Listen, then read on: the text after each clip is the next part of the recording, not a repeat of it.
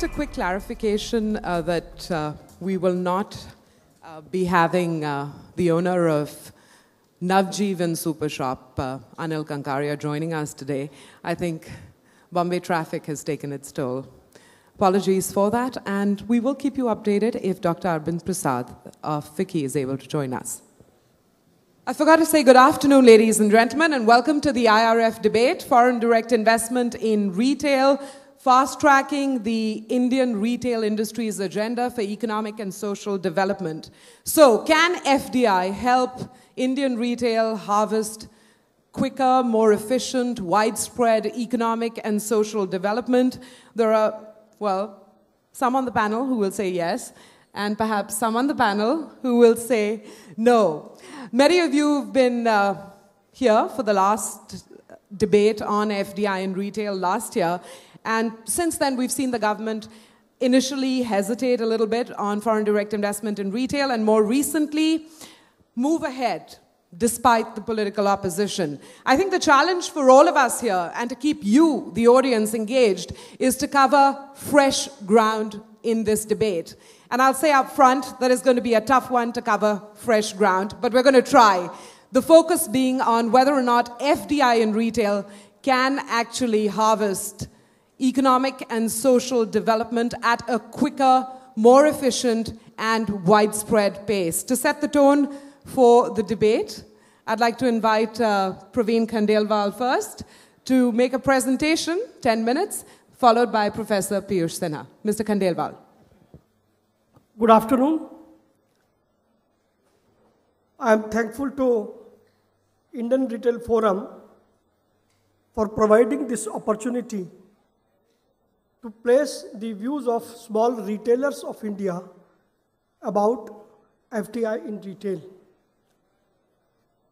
Let me start with a number that you all know. There are an estimated 12 million retailers in the country, employing 40+ million people. They account for 95% retail in the country.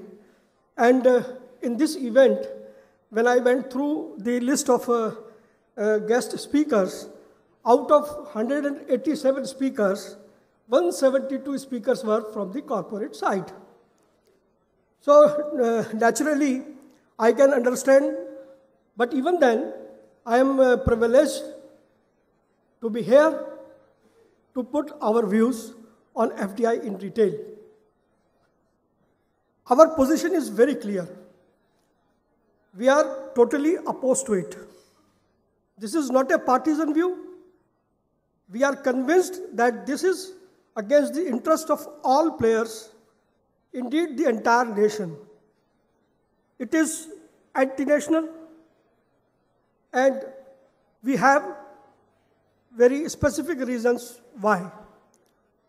Before going into the details, I will like to inform you that first of all, this is an executive notification. And any executive notification can be denotified by any government, whosoever come in power in 2014. So it will be a situation. Suppose if foreign investor comes here and the government withdraws the notification, what will happen is a big question. Secondly, government is repeatedly quoting 40% food wastage in India. I strongly contradict this figure of the government because of the fact that the government of India commissioned a study on post-harvest losses in the year 2009. The parliamentary committee asked the Ministry of Food Processing to go for such a study. And the ministry advised Indian Council of Agriculture and Research to carry out a study which deputed CIFET of Ludhiana, which is the prime institute in the country, for post-harvest losses. And I have a report with me.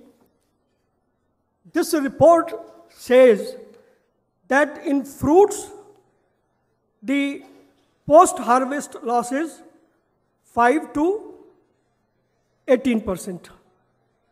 And in vegetable, it is 5% to 12%. This is not my report, this is the report of Government of India. And this report was handed over to Government of India on 13th July 2010. On the basis of this report, our two ministers replied in Lok Sabha, that is the parliament. So therefore, my view is, when Government of India was aware of this report, then why the figure of 40% has been quoted repeatedly? Even in the budget, in the union budget of 2012 and 13, categorically it has been mentioned there that there is a 40% food wastage in India, which is patently wrong. Till now, I was hearing that we are importing goods from other countries, but now the government is importing the figures also. This 40% figure is of Canada and United States of America. I have got the reports. So I am just telling you in what fashion the Government of India is working, not only importing the material, but they are importing the figures. And anybody can see these figures on the website of Ministry of Food Processing. Secondly, the government has come out with a notification on 20th September. This notification is entirely different what government is talking about. In multi-brand retail, the government has allowed unbranded grains and pulses. In multi-brand retail, unbranded grains and pulses have been allowed. And if we talk about the back-end infrastructure, which is one of the major arguments of the government, and it was also mentioned in the speech of Honorable Prime Minister, that cold storage and modern transport system will be the focus of back-end infrastructure.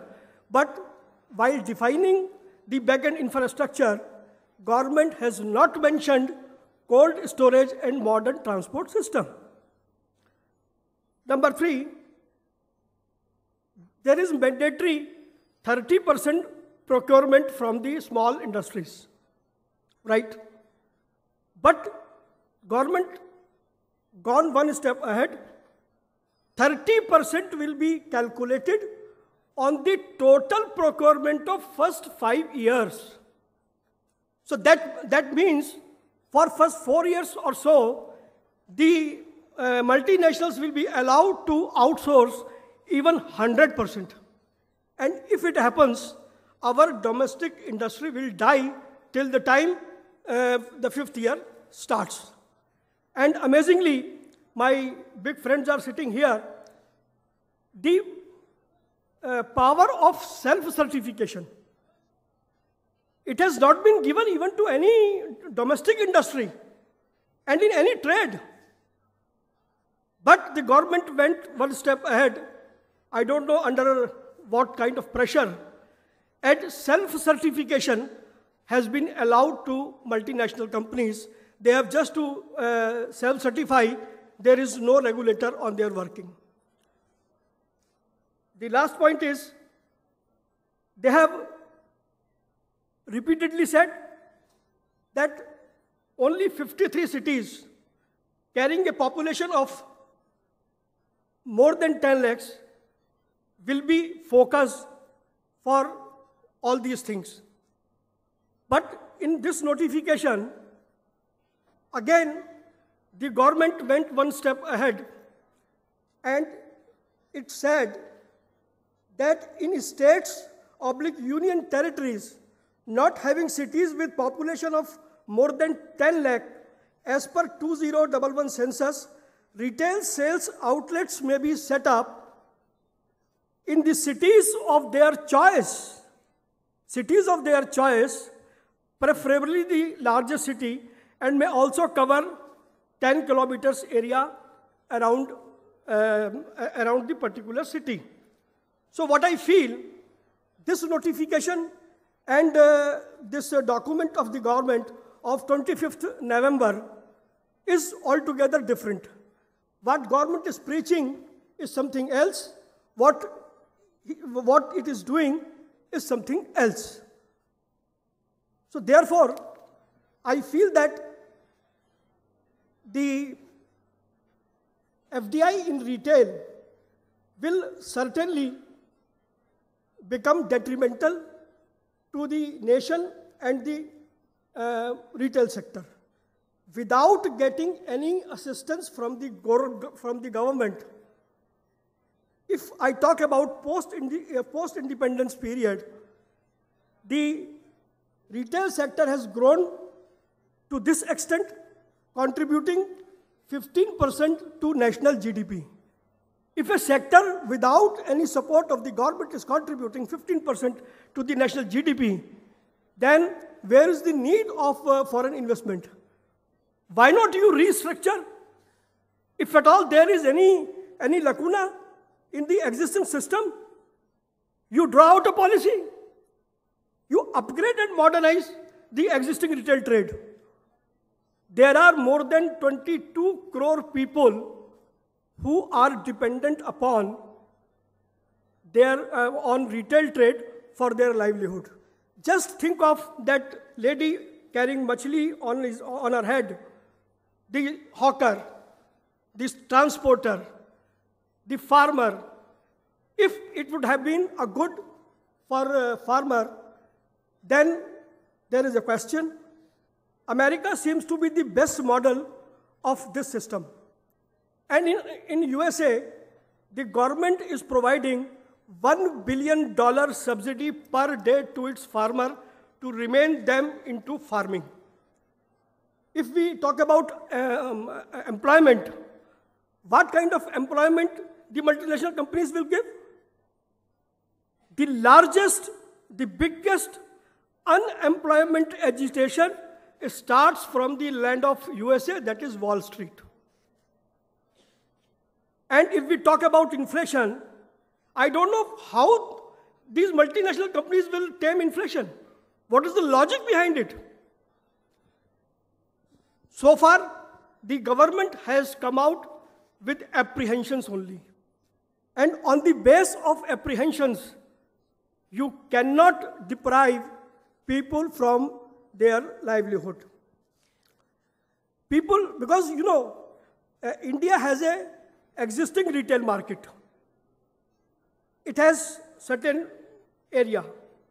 If any company will come to India, it will have to create a share in the same market. And if share will be created, then someone has to be displaced. So, government must understand that retail sector is often called as a source of disguised employment. The person who do not get any employment anywhere, just managing 1,000 rupees or even 2,000 rupees, he can start his own business and can join the retail sector. And this is exactly what the Indian retail sector is. Mr. Khandelwal, points passionately made. It's my job to keep track of the time, so I have to interrupt. Thank you very much. And you've certainly set the tone for a debate. I do acknowledge that we had Anil Kankaria of Navjeevan, who was due to be on this panel for the sake of balance, but traffic, and he couldn't make it. Okay, but I'm concluding my arguments because this issue is related to the fate of the country. Government must must relook at it. We have published this book, FDI in Retail, Assumptions versus Facts, and we called upon the government to hold an open debate on this issue. So far, the government of India has not responded. We have taken the view of the government also, and the people who are supporting, and also the other view supported by relevant facts, figures, and studies. So through this forum, I would appeal that let there be an open debate on this issue. And on the merits and demerits of FDI in retail, the traders of the country are fully prepared to enter into any kind of debate, but certainly we will try not to allow foreign direct investment in retail trade. You have given me enough opportunity. I'm thankful to you. Thanks.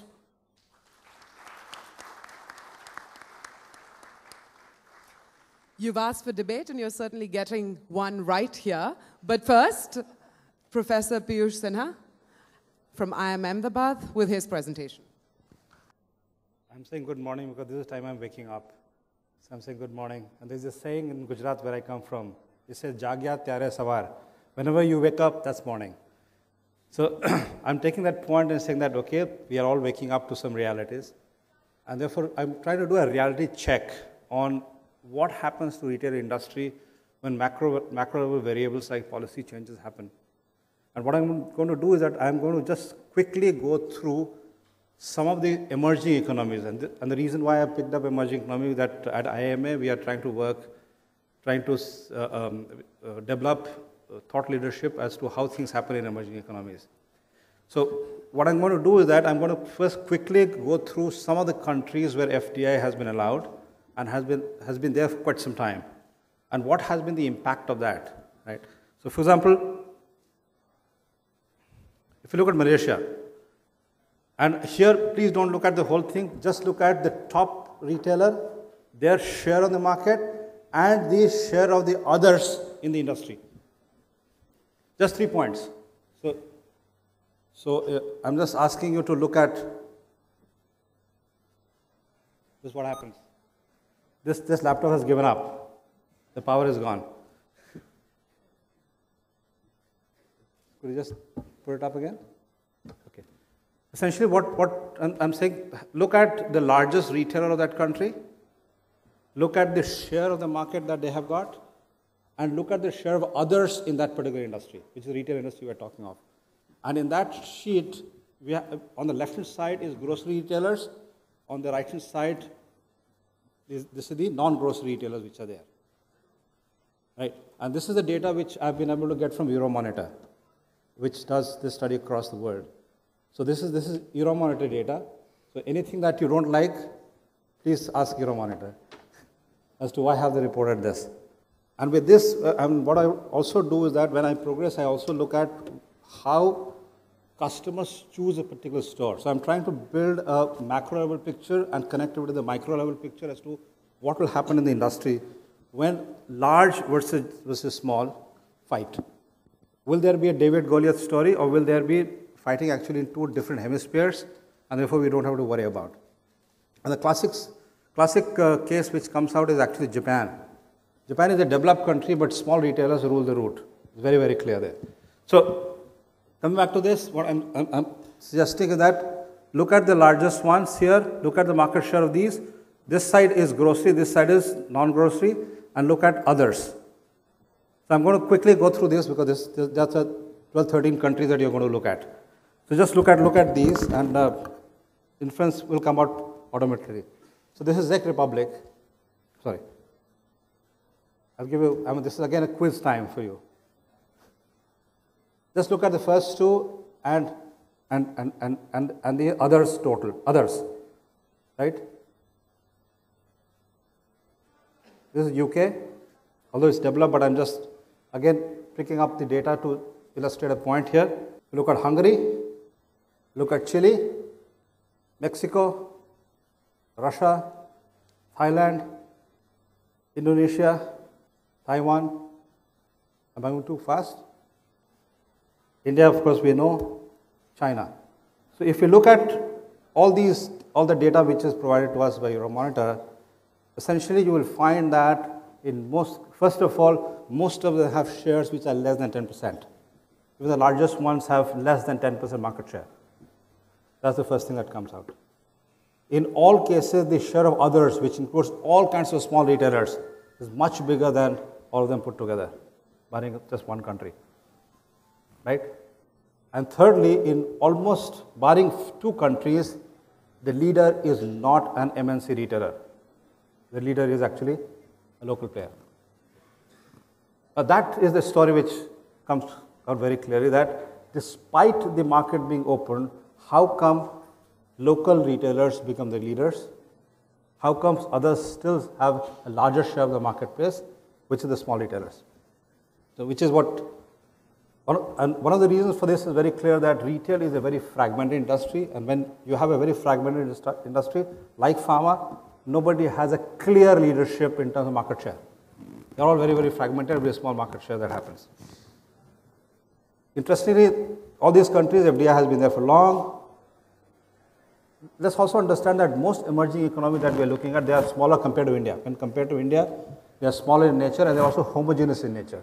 So despite being smaller and homogeneous, still the share of the large retailer is small. Whereas if you look at China, India, and maybe Russia for that matter, they are heterogeneous countries and large countries. So therefore, what the shares that are being shown in these countries, perhaps the share of the large retailer will still be much smaller than what is being predicted here, right? Because of the heterogeneity in the marketplace.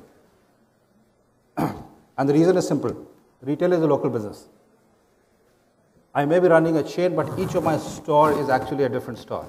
From the running of it, from the acceptability of the market, the competitiveness, the kind of consumer that I get in, kind of landscape that I get in, kind of geopolitical situation that I get in, and kind of local policy that come in. So each store for me is actually a different business from that perspective, even if they are part of a large chain.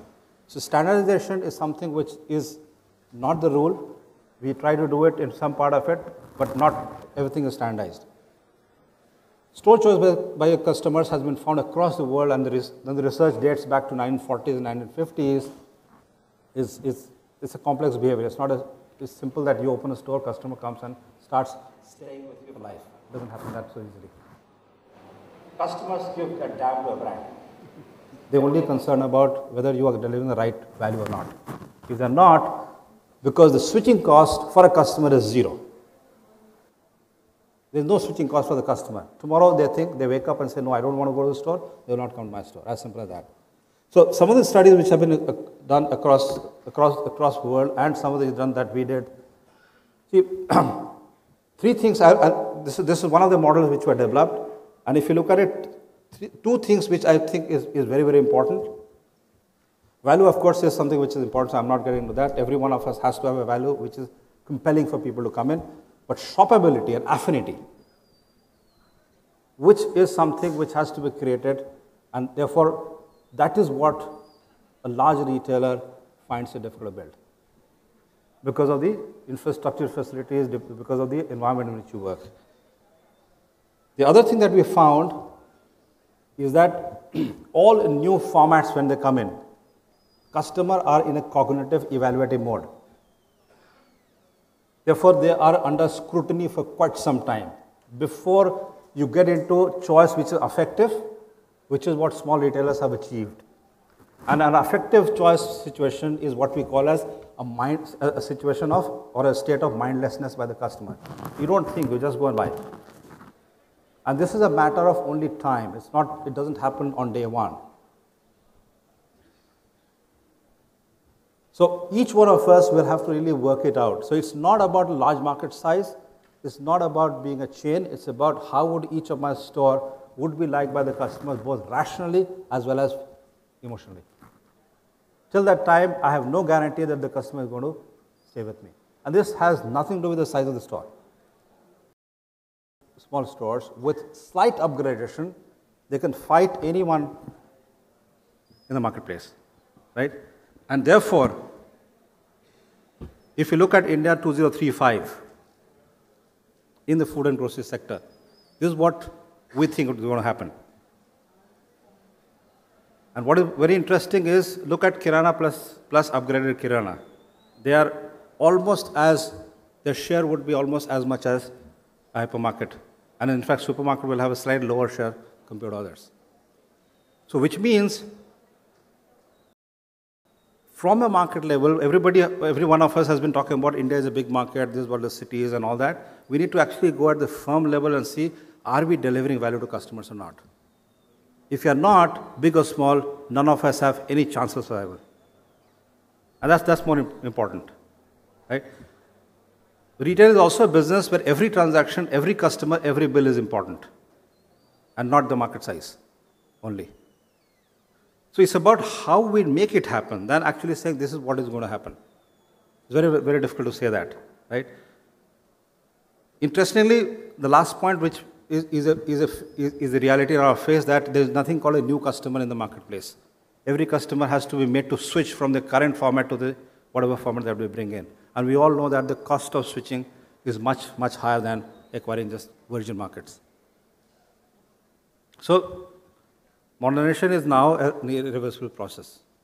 And it has been seen that small retailers are also adopting it very, very well, that they're modernizing. It's not that they're not. In fact, their cost of modernization is much less than the cost of the larger retailers.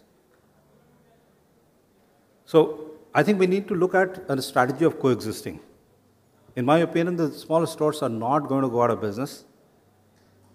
The market is growing, country is growing at a good rate, so everybody has a chance to grow.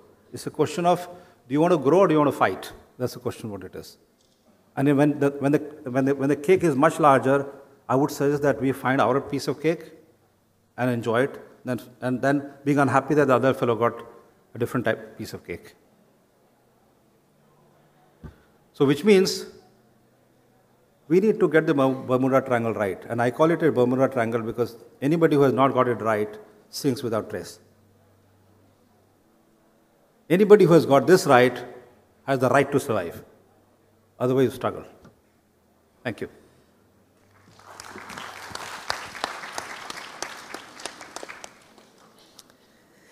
Thank you, Professor Sinha. Just for impact and emphasis and to kick off this debate, the upshot of what your findings in the first 3 or 4 slides were is that modern large retail in your sample of countries has never exceeded what, on average between 8 to 11%? That is the finding of data that you have analyzed from Euromonitor. Mr. Khandelwal, are you breathing a little easier? There's no threat according to that data. And we can contest that data on a separate platform, but I think everybody is interested in knowing what the lay of the land, politically speaking, is. And Mr. Khandelwal didn't miss the opportunity to point out that this is an executive notification and there is the risk of a de-notification. Indrajit, I'm going to leave it to you to answer the trickiest question. And this is, just the lay of the land, or should we just assume for a moment that notification is here to stay? Manvi, I hope I had the answer. But what's certainly going to likely to happen, and this is, we can only paint scenarios in a situation which is so fluid, is that global retailers would like to use this window of opportunity to at least make their presence in India. Because once you're in the country, it's very difficult to then, turn the clock back. So that's the more likely scenario. Will states really attach more conditionalities? Your guess is as good as mine. But what's good is that at least it spurs competition. It at least forces states to, fight with each other to attract FDI investment. In the long run, hopefully they'll see the logic. At this point in time, I think most of the debate got hijacked by very, very polar, extreme views, right? So I think part of the reason is because the government, I think, has done a very poor job of selling FDI and what it can bring. I think they put in too much of hype. And that's one of the reasons why our next cover is on the whole subject. And we'd invited 3 stalwarts from the retail industry, one of whom is here, Rama Bijapurkar, Raghunandan, and R. Sriram of Next Retail Practice, to really paint a picture of what FDI is likely to to bring, and what are the real benefits? So, are you allowed to share at least a snapshot of what their findings are? yeah, so I think very quickly, I think it's a very, very detailed, granular study of who's likely to come in and why, what the impact will be on traditional kiranas, what impact will it really have, the kind of transformative impact as we'd imagine on supply chains and on farms and agriculture, how many jobs will it throw up? I think the study, I think, is very clear that the answer lies somewhere between the wild optimism that I think the government, tends to portray, and people like Mr. Khandelwal who believe that FDI is really going to damage and destroy whatever is the current structure. Certainly there will be interest, global interest, because India is a very, very large market and an opportunity. One of the few markets where you can potentially have at least another 1,000 hypermarkets being set up. Not too many markets that I can think of allow that. But there are huge challenges. I mean, we've spoken about it briefly in the earlier sessions, the whole issue around real estate, and we hopefully get into that. Right. Maybe we can kind of get into more details as we move along. But before we move along to more detail, I want to go down really granular. Vikram, when we're talking about the economic and social development that accompanies modern retail, give me the McDonald's experience, and I'm not giving you a sales pitch opportunity here, but really, what have you experienced on the ground in terms of infrastructure upgradation, technology upgradation, and what we often lose sight of, which is bringing the product to the customer at a great price? I think you just talked about the customer in his very passionate speech for his own constituency, and that's the smaller retailer. Mr. Khandelwal pointed out everything, but I think one thing that he completely forgot is the customer. He didn't think it was at all important what the customer wanted. The belief seems to be that let the status quo continue and let the customer get what he wants. The reality today is, and I think that is what one needs to understand, that the customer has changed. The customer is demanding a change. The fact that our shopkeeper today has moved from a lungi to a dhoti to a trouser is his own, reasons to do it. He wants to upgrade himself. So I think we should not lose sight of what the customer is really demanding. So while we'll all talk about the fact that retail is the last infrastructure mile for anything that's produced and manufactured, but in reality, the front end needs to showcase what it is really putting across. So, you cannot have one single box kind of a retail that has existed till now in India. So let's talk a little bit about McDonald's. When we came in, we heard the same things. There were a lot of NGOs, there were a lot of parties who did not believe that we were going to do any good. They talked a lot about microchips versus potato chips and what the hell is McDonald's going to do. In reality, first of all, let me tell you first of all that I am myself an Indian and I hold a lot of pride in who I am. So when we went into this whole thing in terms of what we were really going to do, what you see of McDonald's actually in terms of the shop, that brightly lit restaurants, is probably just 15% of the story. 85% of the story is really what are we doing in the back end. Really, how are we managing to get that quality and that consistency day in, day out. So it meant interacting right at the level of the farmer. It meant creating cooperatives of farmers. It meant having agronomists who worked with the farmers in terms of improving the product that we were wanting, because 95% of all our products come from within the country. So it's not like as if we've imported something. So, and then build up their entire logistics that allowed that wastage that maybe that we are talking about, is it 7 to 18% or 5 to 18% or is it 40%, to come down to 1 to 2%. So I think that's what it really is all about. And I don't want to go into detail into the extent of what one needs to do, but that's in reality where the money goes in. I think the thinking process that we have right now is that it is okay for our own large box retailer to kill the smaller retailer, but the moment it comes to somebody who comes with the green, the money bags from overseas or the dollars there, there's something wrong with that. The reality is we already have big box retailer, and one of the gentlemen sitting right out here, who's already expanding pretty quickly. So what is really the issue? I keep on wondering, what is this argument discussions that we are seemingly having on FDI and retail? All that you're doing is you're trying to bring in money so that you can in effect, get a better backhand working and ultimately get retail to succeed. Okay, so let's get this going between Rakesh Bayani and Mr. Khandelwal. One quick question to you, which is, why is there this fear of foreign investment in retail when you already have, and I asked this question last year, and I'll ask it to you again and again, Mr. Khandelwal, because really, what's the difference other than the color of money? Because you have large modern retail in India, and you have the small kirana shops, and I'm a loyal customer of one. First of all, let me reply Mr. Bakshi. He has talked about the consumer. Of course, we have also taken the concerns of the consumer because in what manner? At 1%, I am the retailer, but at 99 places, I am the consumer. So ultimately, because if you study the business model of these multinational companies, they always operate on predatory pricing policy in order to wipe out the competition and then enter into crony capitalism. And ultimately, I'll give you an example also. And ultimately, when they control and dominate the market, it is the consumer who is going to hit hard. Mr. Bayani was laughing when I was saying this argument. It has happened in Germany. Walmart opened a store in Germany. The people of Germany went to their government and said that they are indulging in predatory pricing policy. The government of Germany came out with an act, anti-predatory pricing policy. And the day that act was implemented, Walmart is nowhere in Germany. We have the Competition Commission to ensure that. We have the Competition Commission in place. And I am sorry to say that the chairman of the Competition Commission of India, just 2 days back, he has violated the sanctity of Competition Commission of India by favoring FDI in retail. How can we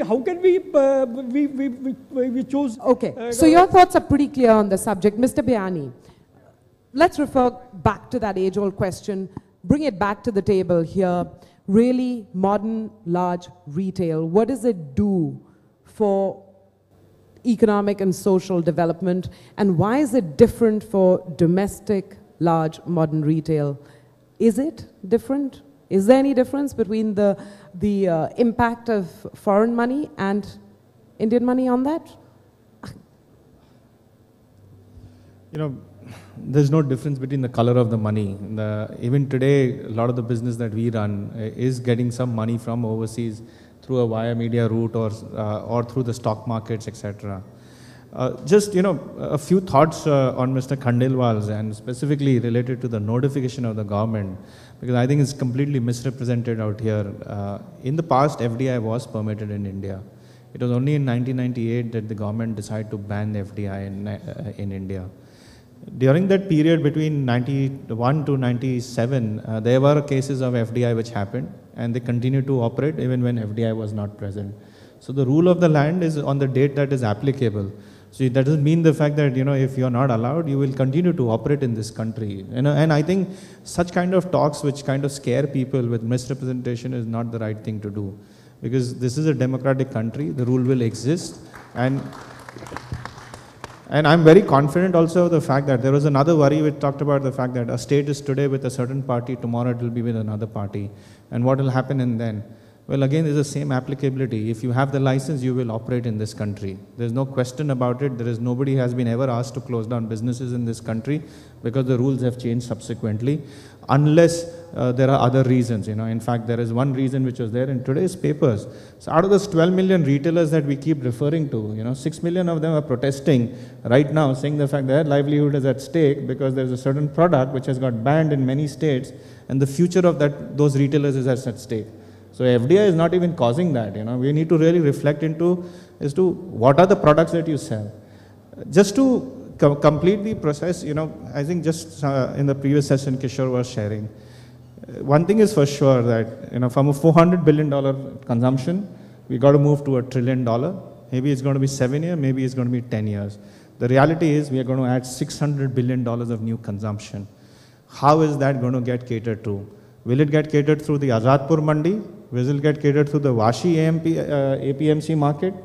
I have been to the Azadpur Mandi many a times, right? And I see the way the handling happens. Is that what the consumer is buying today? Is that what he's asking for? Such poor handling of merchandise? We've seen the Azadpur Mandi cold storage facilities. They're traps.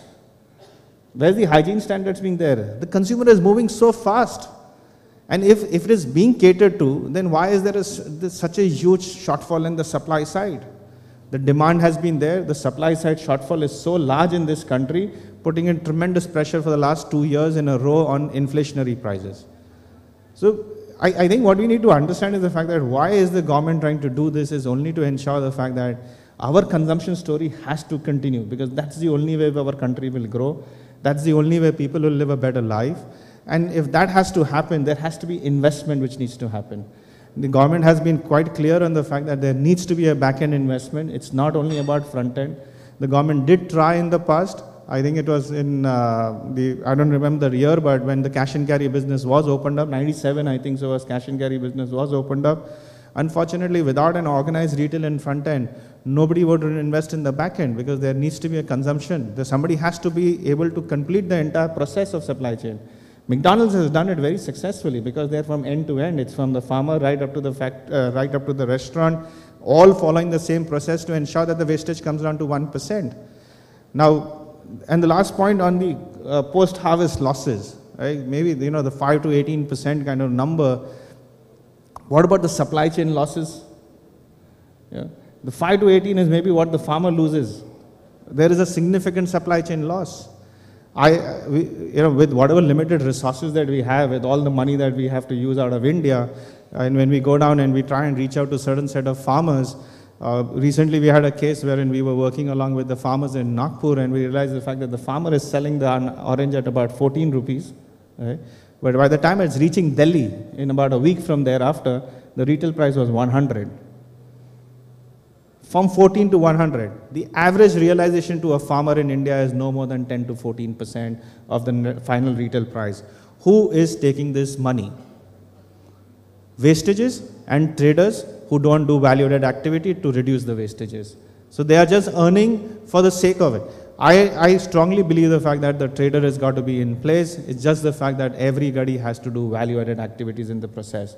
There is no way that a dollar money is going to now go and reach out to farmers and change his life or change the way he behaves, the way he does. Only we will improve the way he does production, the way he manages his supply chain. That is where we are going to do most of the investment in. And it's important because we have limitations. If the consumption is going to keep growing, the people are earning more money out of service sectors.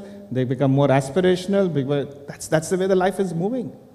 I think simply stated, well put, and I think convincing argument. Indrajit, but I think we're jumping the gun a little bit here, because as far as the safeguards the government has put in to this liberalization decision, the safeguards themselves could temper the pace of expansion, the level of investment, and just pose certain management challenges. I'm talking about, and Vikram, jump in here. I'm just a traffic coordinator, please. Don't need my permission to jump into this discussion. Could some of the provisions, safeguards, actually mean that this is going to require a whole bunch of really patient retailers? If you look at the top 30 or 40 global retailers and you look at what their current model is, it's unlikely that they would tweak it only for India. So one assumes that what they've done in other parts of the world, they'd bring to bear in India as well. And from a consumer standpoint, I don't think their models will even touch more than 10% of India, maybe about 30% of big city population. So first of all, let's be clear that the impact is not as wide and deep as Mr. Khandelwal seems to believe, because as we've seen from Professor's presentation, the share of modern retail across emerging markets is nothing more than 25%. We're at 8% today. So clearly, I think small kirana, which largely caters to semi-urban and rural, is, fairly well protected. I don't think there's any, all these alarmist kind of projections make any sense, to me at least. And it's also underestimating, I think, the ingenuity of the kirana. I mean, you saw his presentation on what the picture is on upgraded kiranas as well. I mean, they're getting better. Home delivery models are still prevalent for most part. I don't know how many of us in this panel really go to organized retail and do our daily shopping or grocery shopping.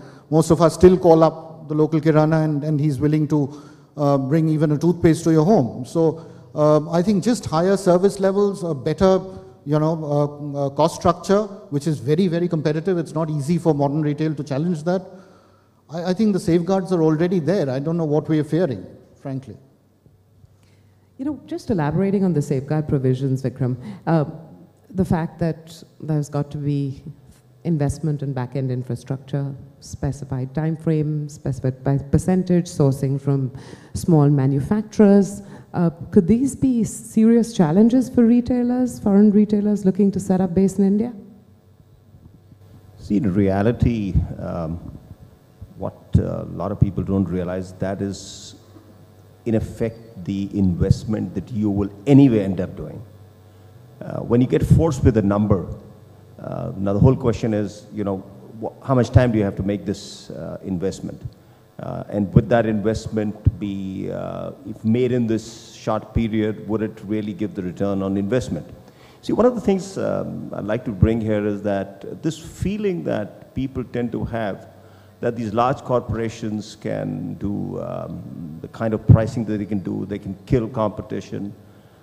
I think a lot of it is hogwash, because what we don't realize is that these large corporations are publicly listed companies in their respective countries and have to deliver certain returns. And they're being watched a lot more closely than any one of us realizes. I mean, right up to child labor. So I'm just telling you that sometimes, these are cobwebs that we have built over a period when you tend to see a larger player come in. What a lot of people are not realizing is that if the orange is being sold at 14 rupees, as a larger retailer, you will have the capability of cutting that cost down by the time it comes to the consumer from 100 to 80 rupees easily and still have a return. So, to a normal retailer, now you're certainly saying this pricing is not right. These guys are trying to kill me. But that's not the truth. The truth is that he's built a far more efficient logistics system, which is allowing them to do that. Yes, there is a bit of a worry in the minds of a lot of retailers, and I was just mentioning to Manvi the discussion we just had with one big, large retailer who's starting to say, listen, we need to make this investment. I doubt very much this investment can be made in the short time. Can this be done with a lot of other people's needs, like, say, ours? Can we do it in common? Let the investment be made by them, and a part of the goods could also be picked up by us, because the investment is anyway being made. And, like I said before, all these companies look at return on investment finally. There's no such thing as you dump your money and go away. Nobody does that. So, but in effect, the investments will be required. So to anybody who thinks the investment is not going to be required, it is going to be required. The number may seem a little high at the moment, but in India, with the infrastructure, the poor infrastructure that we actually end up having, and having to build a whole lot of these things only for yourself, for the time being, till the time a lot more players come together and build this amount would be required. Mr. Khandelwal, let me frame the question a little differently. If you were in the hot seat, how would you frame the policy differently? How would you frame the safeguards differently, which to you would be, okay, all interests protected? Have you thought about that? Let's keep the government out of the picture. Otherwise, what happens is we tend to focus on, government bashing. I have a question to ask him. So I think, Praveenji, maybe the question that I'd like to ask you is, how do you want to get killed? Do you want to get killed by Mr. Vyani here? Or you want to get killed by Walmart? So how would you want the differences to be? Vikram, which is the death? Vikram, which is the preferred death? Which is the preferred death? One correction, we have not done any business with the objective of killing somebody here. Right? I personally believe my biggest competition, which I can't win against, is the Kiranas. So I really don't bother to compete with the Kirana, because the kind of strength that the Kirana has is not what I can create.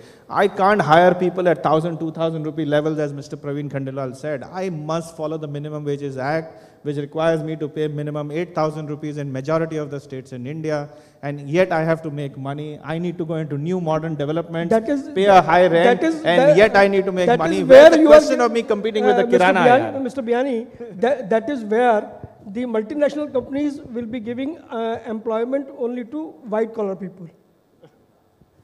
What will happen to those people, those who are living in small cities? I mean, I know you can give me a good answer. Let me give you a real example now. Now that you put this into our head.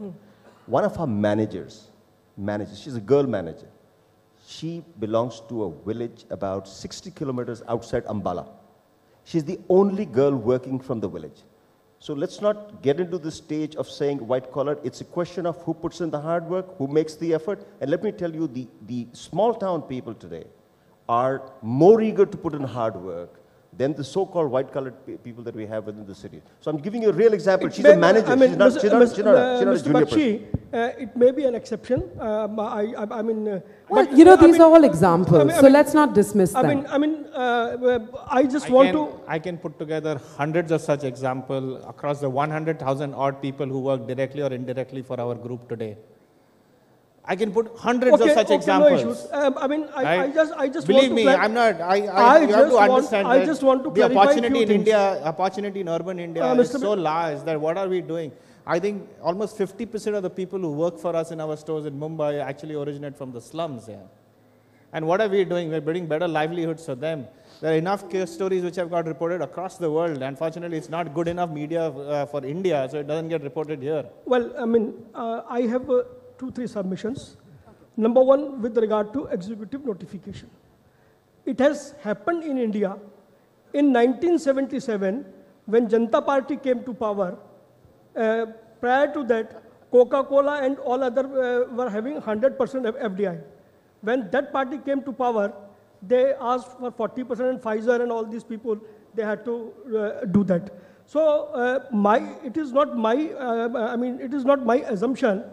Executive notification, if not passed by the parliament, can be challenged. That is why the subject related to insurance and pension is going to be passed by parliament, number one. Secondly, 100% FDI was allowed in cold storage since last more than 10 years. No single global retailer came to India to set up even a single cold storage. Yes. I know this is pro-FDI gathering, but, no, but I should be allowed to put... This is a pro-facts gathering. Let's just emphasize this is a pro-facts gathering. Opinions are welcome, but this is a pro-facts gathering. All shades of opinion are welcome. So I'm not... stumping you. In fact, I should be allowed to at least and we're doing that. And the second point is why? Because the multinational companies, why don't they came to India just for opening cold storage? Because from back end to front end, they want entire control and domination. Number one. He was talking about the loss of supply chain. If the existing system is having certain deficiencies, it is the government who has to put reforms, number one. If these traders are going to lose their business, because I believe Walmart, companies like Walmart are the largest and biggest middlemen over the globe. They don't have any factory. And if we are wiped out, then what will you call Mahendra Singh Dhoni, who has been given 210 crores of rupees for promotion of product? As brand ambassador, are you giving that fund to them from some charity? Ultimately, that 210 crore rupees will be given from the pocket of the consumer. And the new system of packaging and presenting the things in a way, will have a cost involved. These are the facts which are adding to the value. And lastly, the amount of taxes collected by the government at each state, it comes to around 35 to 40%. Okay, Professor Sinha, I think you've sat by quietly. And the points that you've made have perhaps not been emphasized enough. The first was about the share that modern large retail has occupied traditionally in your sample group of countries. The second is consumer behavior, what consumers are looking for, and their loyalty to what we call the old formats. Just let's all take a deep breath here for a moment and reflect on his findings. As far as the loyalty is concerned, let me just give an example of how consumers actually take to retail. And this is a study of one of the cities. This is a story of Hyderabad. So there's a road. I don't remember the name of the road. So the first one to open was one modern retail. Right? Let's call it X brand. So everybody in that locality went to that particular modern retail saying that, okay, let me go and see what is happening. 2 months later, another store opens, everybody goes there. 1 month later, another store opens. So within 6 months, there were 4 similar stores on the same street. After 8 months, you wouldn't see the flow of customers, which means no customer who was going to one store was not going to the other store. Which means it takes time for people to understand. And it is very clear that anything new that comes creates euphoria, creates novelty. And customers go and try it out. I mean, some of the empirical studies that we have collected is what is saying that while people went to modern format, a lot of people have come back to the traditional format because they are finding that that's much better to shop. Right? So the whole concept of customer loyalty is something which is to be worked on day in, day out, otherwise it doesn't work out that way. That's one. Second thing that as far as consumer behavior is concerned, what we found is that across formats, there's hardly any difference in the social class which buys from a particular format. So you can't be saying that one format is for a particular social class, unless you have really positioned it that way. However, within the format, if you have different stores, then the social class matters. So which means whether it is large format or small format, it's not the social class that is determining. Is the higher social class also buying from small format? The lower class is also buying from large format. So it actually is something which is customers are very conscious. They know what they want. And I don't think it's very clear. It has come out very, very clear that you cannot say, I mean, you can't be getting customers into it by blackmailing them emotionally. That's for sure. Because they see through the value. There's a side debate happening between Indrajit and Rakesh. But I think we've got about 15 minutes to take some questions from the audience. Glad to see a hand shooting up, and I will systematically come to you. That gentleman there. Can we have a mic get across to him? My question is to Professor Piyush. This is regarding small suppliers, manufacturers and traders related to their vegetables, groceries, food grains.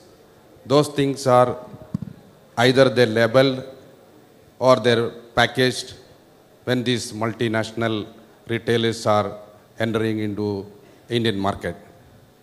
See, the Kirana stores are not able to label or branded. So what is the fate of those small and medium level suppliers and traders where we are fighting for against the branded product which is not able to do by these small people. So how can we help them to fight the brand versus the non-brand in the store? I think if you ask me frankly, what is happening is that with time, your customers are getting more demanding. That's about it. And you'll find that once you start supplying, and once I have upped my quality, it is not restricted to only one kind of store. That product goes to the small stores also. So in a way, everybody starts bringing that product in. And in fact, with the stores coming in, there's a huge potential for small stores to to sell to each one of them with different value. And that's the biggest point. And in my opinion, these SMEs hold the key to this country. One of the biggest advantages that SMEs have that you don't have the power, you don't have the worry of large volumes. Therefore, can you therefore create value for each of these segments separately? And it's not just about product or packaging. It could be anything that you bring in. And it's not just about pricing. So I need to be, again, what we are saying that we are trying to sell to different customers with the same strategy. That doesn't happen. That's not what business is all about. So which means we need, if we are selling to different customers, we need to find our own way of doing it. And it's very clear, if you don't add value over time, every customer rejects, whether it is the retailer or the final customer. So I need to keep pace with time, that's for sure. Just wanted to add something to a whole lot of us who probably feel we are evolved customers, including myself. But in all honesty, I must admit that even today, I would say in a period of a month, I would at best go once to a large big box retailer. We are still glued to our local Kirana shop. It's a place called Malik Brothers. And why are we glued to him? Because he's also upgraded himself. He's made sure he has a lot more variety. I don't know how he stuffs it in that small shop. It's just unbelievable what he can do. And I think there's a lot to learn from our big box retailers out here to see how you can create such a large variety and have it in such a small area. But far more importantly, he gives you regular calls to tell you that your favorite product has come, which is not what you're going to get from a big box retailer. So I think there's a very clear niche of these smaller retailers. Not only will they subsist, I believe they'll thrive in the end, because they will learn, also see what some of the big box retailers are doing, wrong maybe, right?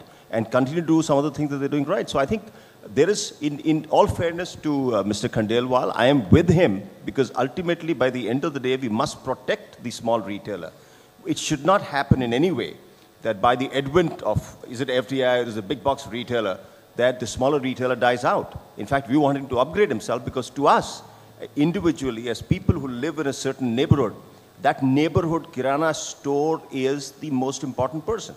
And we surely don't want him to go and suddenly start driving 5 kilometers outside just to pick up our daily needs. So I think by the end of it, what we're going to see, and I think exactly what Professor has talked about, there is going to be a coexistence. I think the worry that Mr. Khandelwal has is probably unfounded. In what manner? He feels by new people coming in, you're displacing old. That is not going to happen. What I think Mr. Khandelwal is forgetting is that economy is going to be growing at whatever is it, 5% to 8% or 10%. On a year-to-year basis, you are certainly bringing a lot of people in the consumption class. And as they keep on rising, they would like to have that variety, and they should have the right as a customer. I should have the right, and you should have the right to be able to go where you want to go. You go to your local Kirana shop for most of your daily needs. You might want to go to a larger big box retailer for maybe picking up something together for a week, or 10 days or a month. Or you may go to a specialty shop to pick up something which is branded. So it's really left to you. And I think as a customer, by the end of it, the customer must rule. I don't think any government can have any right to be holding back what the customer wants. Just want to add to that is that, as Vikram had mentioned earlier, that when you are going to have people invest in the back end, most of these investment on, by the time you actually build all your front end, it cannot remain exclusive in nature. Okay? And when you build a business in front, you will also create many more ancillaries. You will have more production capacities. That means what you're going to see is overall an ecosystem which will mature. And that will be accessible even to the unorganized trade, to the Kirana also, to improve his product line, to improve his offering. Nothing of this can ever be exclusive only for a modern trade kind of an environment. It's an ecosystem which has to evolve, and everybody is going to benefit from that ecosystem. So I think that answers your question, because you were really talking about packaging and upgradations on the labeling side and whether or not it would be available to unorganized retail. Question. So there's a question to Indrajit and Manvi. I'm Sameer Kukreja. Why does not the mainline media, big guys like you, and to Jayant, sitting next to me, cover the non-glamorous stuff? Why do we not talk about the success stories which Rakesh and Vikram talked about? And being the president of the Restaurant Association of India, I can tell you there are many stories. How restaurants and retailers have changed the fortunes of cities, have given employment, have helped people move up the income level. But why does this not get covered? Why can you not at least try and cover it in the big stuff? I don't know. Frankly, I mean, my case would be that we do. I mean, I don't think there's food is a huge category, and entrepreneurship is fairly robust. And obviously, we're focused on things that have scale. I mean, if you're going to set up a neighborhood, a food outlet, obviously that may not merit coverage in mainstream media. But if you're thinking on the lines of relevant scale, we would find it of interest, because entrepreneurship is clearly something that is of interest to readers. I don't think there's any doubt about it. Manvi's covered media as well. She'd I think, agree to that as well. So I'll try and answer this question as honestly as possible. For starters, a clarification, I no longer work for a large media house that I have worked for 14 years. But that aside, it's harder in a 2-minute story to pick small examples, because I think you have to always ask yourself, who does this reach out to? I mean, is somebody sitting in Bombay interested in the story about this girl from a small village in Madhya Pradesh? Or, so I think that question, and sometimes I will admit honestly that it sort of gets cut off right there. But I would also like to say that there are a lot of stories which, not specifically food, retailing or stuff like that, but at a larger level capture, and I've been involved in 150 episodes of a show which focused on ordinary Indians through cooperative or transformations in their villages or hometowns are achieving something different with or without corporate push, help, enabling environment. So, I mean, I'm happy to share the details of that show with you. Can I add on to that answer, since I also, as Images, represent a couple of trade magazines? We actually have no problem finding examples of small retailers who welcome progressive change. We have problems finding small retailers who are against it, because there are very few such people actually. The politicians, yes, in a big way, would tend to highlight these stories. But the reality is, small retailers today are saying that we welcome whatever drives progressive change, whether it's foreign investment, Indian investment, training, development, anything. Because as Rakesh just said, when there's a back end, when there's a supply chain developed, it helps everybody. Secondly, when technology is available and more technology players come in to supply the big chains, their products become easier to reach for the small chains also. Thirdly, because there are more products brought in by FMCG companies, and they are therefore giving more choice to consumers of small chains as well as small stores as well as big chains. And one of the most important reasons that they give why they welcome modernization is because otherwise their children were not going to work in the same shop that they have worked in for 40 years. But they say that now that we're talking expansion, now that we're talking air conditioning, computerization, planning ahead, our kids today are happy to come into the same line. And that's a great thing for us. So we have no problem getting people talking about all of this. We're not being defensive. But I have to admit one thing, Samir, that, if you notice, the format for primetime television has become debate-oriented, right? So the moment it's debate-oriented, there are certain talking heads. And automatically that squeezes out airtime for individual, visual-led stories and coverage of the kind that you were referring to. And that is a format model right now. It's a format problem. The other thing I wanted to say, to add on to what Jayan said, Malik stores, small time, small, what we call Kirana store, diversified, has a daytime sort of bar type thing for his sons to run. Manvi, I have a question which is boggling my mind. If government is so worried about the consumer, why it has banned FDI in e-commerce? In e-commerce, it is very easy for the people to get goods at their doorstep, their own choice, whatever they can choose. But why the government put restrictions on FDI in e-commerce? I'm not a representative of the government of India, but Mr. Bayani will give us some insights. Neither do I work for the government of India.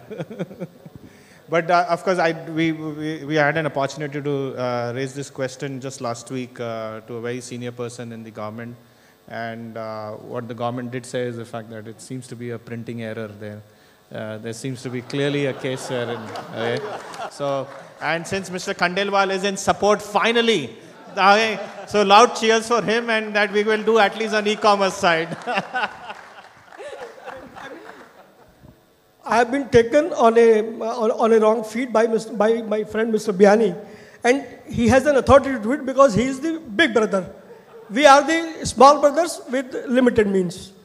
100%, I can assure you that we will leave no stone unturned in getting this notification withdrawn.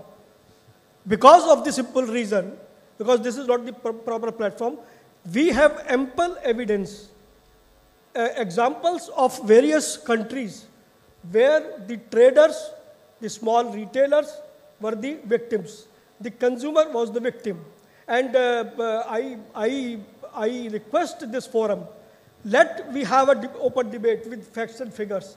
You have facts and figures, we have facts and figures. Let us understand who is on the wrong side.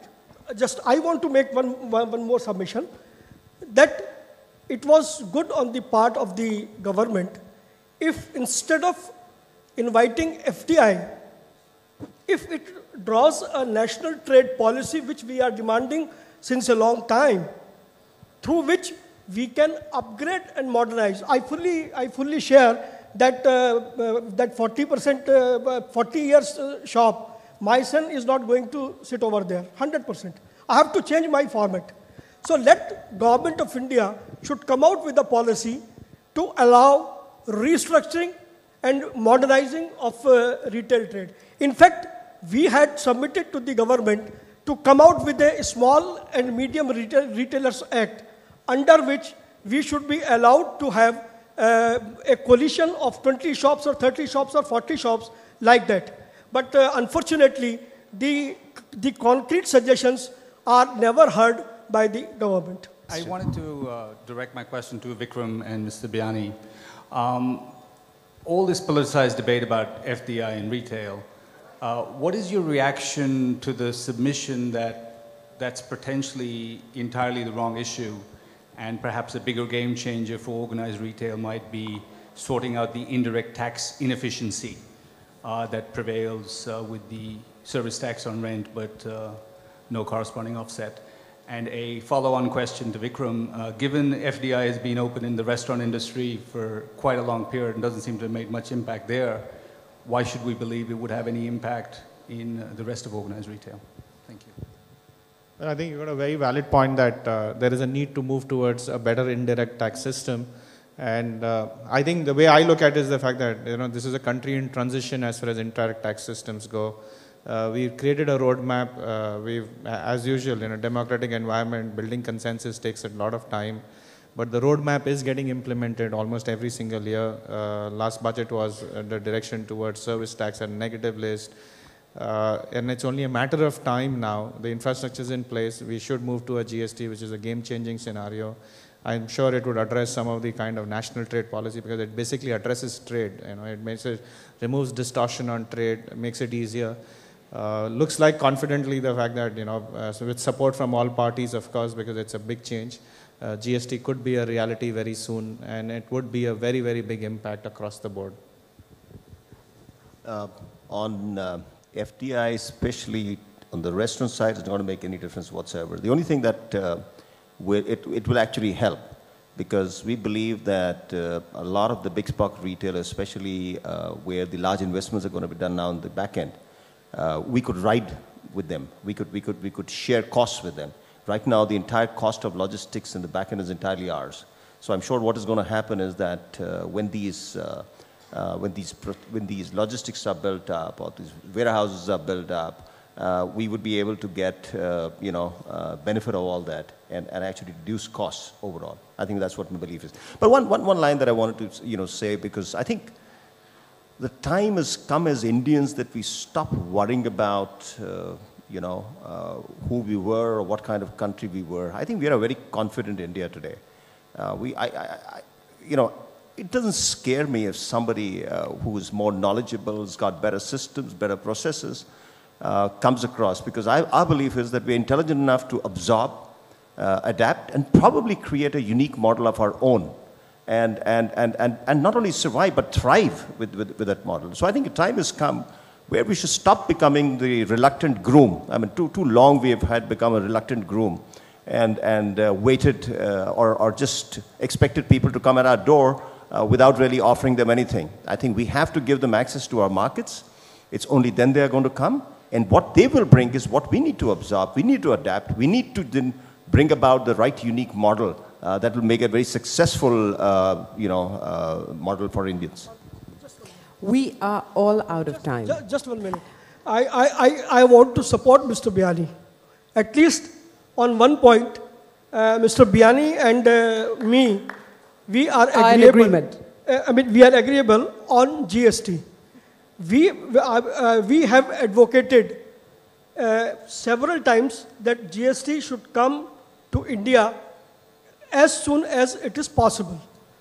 Because of the simple reason that a trader has to face more than 30 kinds of laws in our country. And we have to secure this form, that form, and so many other things. If GST will come, it will entail all these things, and certainly we are working for it. And I assure Mr. Biani, if he takes a lead, I will be with him for implementation of GST as soon as possible. But unfortunately, there is a dispute between central government and union government. They don't want to trust on each other. That is the main issue. Praveerji, change is a difficult process. I am very confident that you will support all the direction that we have set out here, including FDI and retail one day. I am very, very confident of that. Thank you very much, everybody. Thank you very much, ladies and gentlemen. A round of applause for the panel. Hope you enjoyed it.